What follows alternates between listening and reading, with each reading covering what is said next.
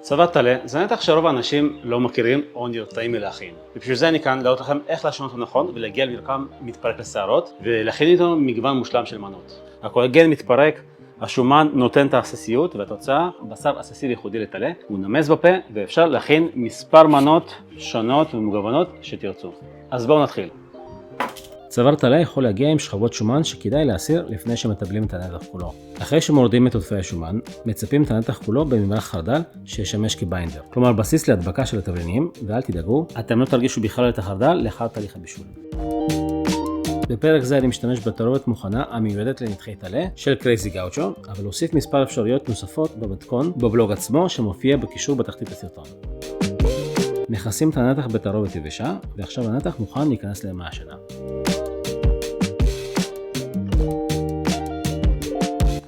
במעשנות קטנות כמו נינג'ה מהשנה או טרגר ריינג'ר, מומלץ לעשן ב-90 מעלות, ועוד במעשנות גדולות ומסורתיות רצו לעשן בין 110 ל-120 מעלות.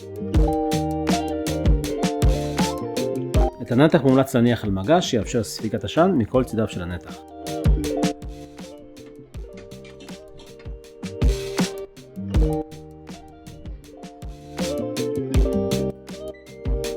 אז המעשנה דולקת ואני הולך לעשן 3 שעות. 3 שעות זה מספיק בשביל לתת את הטעם המעושן, אבל אם אתם רוצים את זה יותר עדין, אתם גם יכולים לעשן רק שעה, שעה וחצי.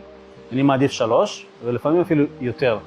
עכשיו, בגלל שבנינג'ה התא הפלט הוא יחסית קטן, אז צריך למלא כל 30 דקות, 45 דקות, כדי להמשיך את תהליך העישון. עכשיו, מה שיפה בדגם הזה, זה קודם כל הכמות עצמה. כמו שאתם רואים, יש לי פה 2 נתחי צוואר טלה, שזה בערך 4.5 קילו, שזה כמות מטורפת. ואני הולך לעשן עכשיו כשאני לא מודד את טמפרטורה, אני לא משתמש במתחום, אני פשוט הולך לעשן 3 שעות, ואחר כך אני הולך לעטוף ולהתחיל להאיץ את תהליך פירוק הקולגן כדי שהבשר יתחיל להתפרק. כרגע, בתהליך עצמו של העישון, הבשר בכלל לא מתחיל להתפרק, מה שכן, הוא רק סופג את טעמי העישון. אגב, אם אתם אוהבים את התוכן והייתם רוצים לראות עוד מתכונים כאלה, תגיבו לפה למטה ואל תשכחו להירשם לערוץ.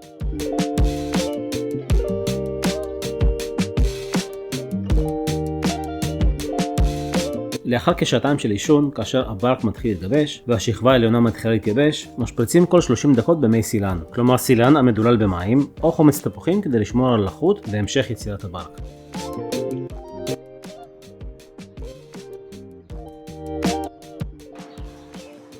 טוב, אז אחרי 3 שעות, אלה בעצם הנתחים שיצאו לנו. תסתכלו איזה ברק יפה הנתחים קיבלו.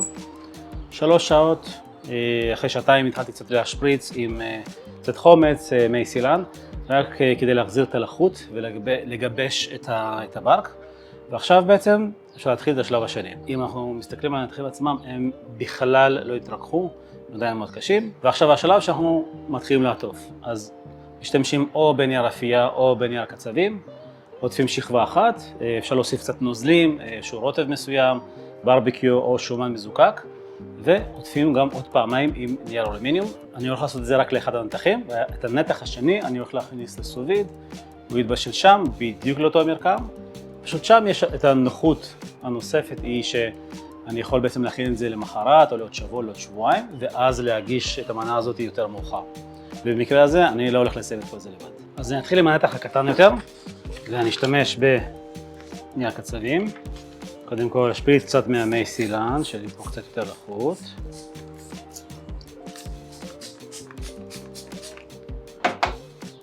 פה יש לי גם שומן מזוקק, אבל זה שומן שגם עבר עישון.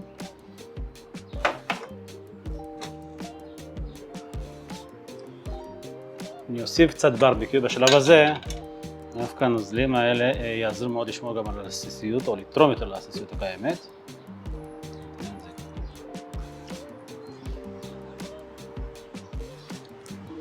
וגם משדרג קצת בטעמי ברביקיו. למרות שזה לא קריטי, כי תמיד אפשר לעשות את זה יותר מאוחר, להוסיף לקרוטב אחרי שהבשר יהיה מפורק. וזה עכשיו אפשר לעטוף.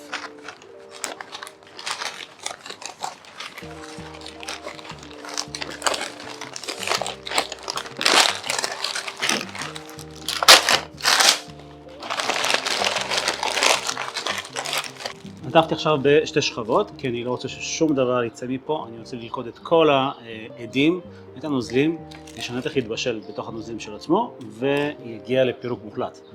וזה הולך עכשיו בנינג'ה ל-170 מעלות במשך 4 שעות, וגם אתם לא חייבים עכשיו להשתמש כבר בנינג'ה במצב הזה, אתם יכולים לשים את זה בתנור. סוף סוף רגע האמת הגיע. תראו כמה נתח נימוח ומתפרק בקלות מהעצם, עד שהעצם נשארת נקייה כמעט לחלוטין מבשר.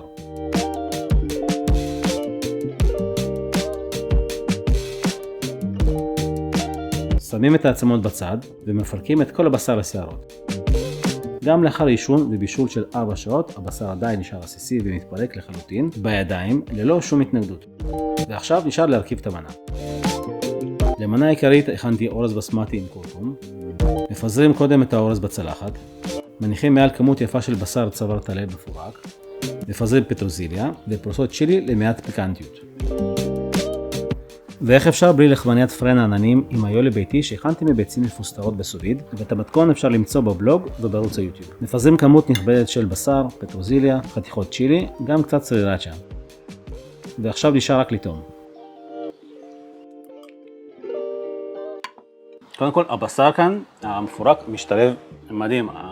כל העניין הזה שהכנתי המון פעמים בשר מפורק, בדרך כלל מאונטריב, מבקר, אבל פה ברגע שמכנים את זה מטלה ועוד מהנתחים האלה, הקולגנים, פה יש את הייחודיות הזאת שגם של הכבש, של הטלה.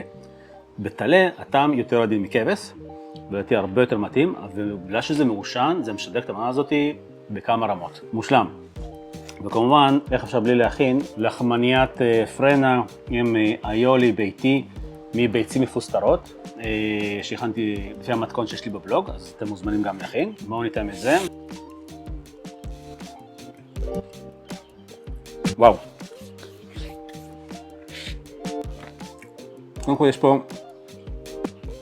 את הקצוות השרופים האלה, שזה מעדן, ובהם יש את הריכוז הכי גבוה של העשן. אם טעמתם בשר מפורק ואהבתם, אתם חייבים להכין גם בשר מפורק מנתח שהוא גם עושן לפני. למשל, אני חושב שאם אתם תכינו מצוואר טלה, אתם תעופו על הנתח הזה, אתם תעופו על המנה הזאת מאוד. אין פה טעם מושן שהוא משתלט על החייך, אלא טעם שהוא פשוט מצטרף לרובד הנוסף הזה. בקיצור, אני אמשיך לאכול ואתענג על הדבר הזה, כי זה באמת מושלם מבחינתי, המנות האלה בשילוב עם צוואר טלה מעושן. אם אהבתם את הפרק, תעשו לייק. אם הייתם רוצים עוד מתכונים כאלה, או יש לכם הצעות לתוכן שהייתם רוצים לראות, תכתבו לי בתגובות ותירשמו לערוץ. יאללה, נתראה בפרק הבא.